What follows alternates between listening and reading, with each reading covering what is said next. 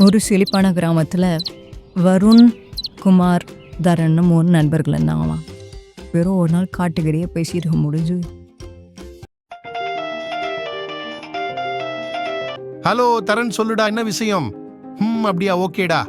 சரி சரி வரேன். கிட்னா குமார் இருக்கான், அவனையும் அழைச்சிட்டு வரவா? சரிடா, ஓகே.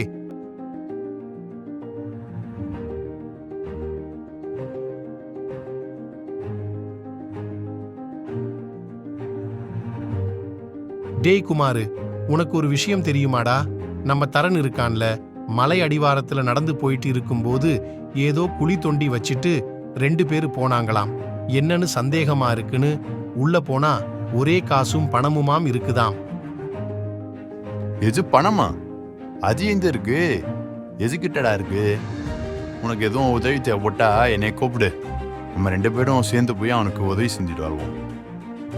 அப்புறம் ஆளுக்கு பணத்தை பிரிச்சுக்கலாம், சரியா?